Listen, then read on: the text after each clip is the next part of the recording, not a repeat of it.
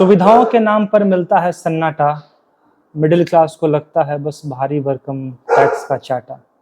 नमस्कार मित्रों, जय श्री राम। आज निर्मला सीतारमण द्वारा मोदी सरकार 3.0 का पूर्णकालिक बजट आ गया और मुझे इस बजट से पहले भी बहुत ज़्यादा उम्मीद नहीं थी कि मिडिल क्लास के लिए कुछ सुविधाएं आएंगी, उनके लिए टैक्स स्लैब में चेंज किया जाएगा।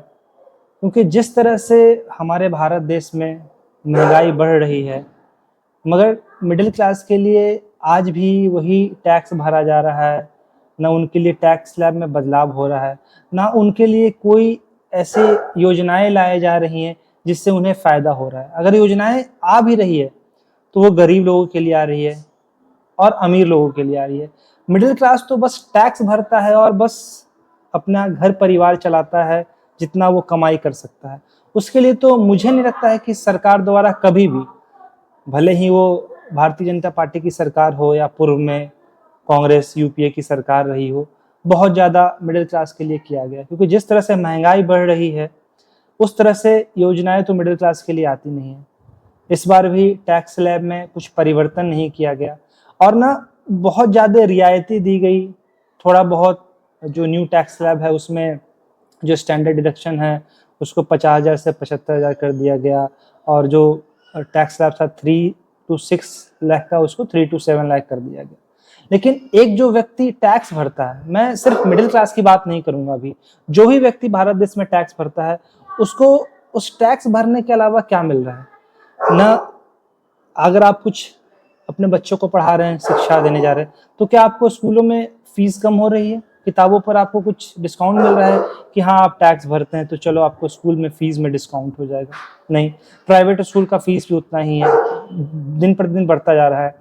चलिए आप गाड़ी खरीदने जा रहे हैं तो क्या आपके लिए सरकार द्वारा, चलो स्कूल तो प्राइवेट है तो वहाँ पर ठीक है वो मनमानी करते हैं, लेकिन आप जो रोड टैक्स लेते हैं तो ऐसा कुछ नियम है कि जो लोग टैक्स भर रहे हैं उसको रोड टैक्स में आरटीओ में कुछ छूट, रोड टैक्स में कुछ छूट दे दिया जाए? क्योंकि वो सेम रोड टैक्स वो लोग भी पे कर रहे हैं जिनका इनकम कम है, जो टैक्स नहीं भर रहे हैं। वो सेम टैक्स वो लोग भी भर रहे हैं जो सरकार को टैक्स दे रहे हैं। सुविधाएं तो उनको कुछ मिल नहीं रही है ना।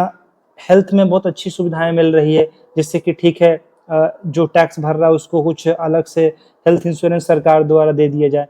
इनका जो योजना भी आया है आयुष्मान योजना, तो वो गरीब लोगों के लिए, मुझे उससे दिक्कत नहीं, आप गरीब लोगों को दीजिए, मगर जो मिडिल क्लास वर्ग है जो टैक्स भर रहा है, सरकार को पैसा दे रहा अपना जेब काट के, उसके लिए तो कुछ सुविधाएं नहीं है।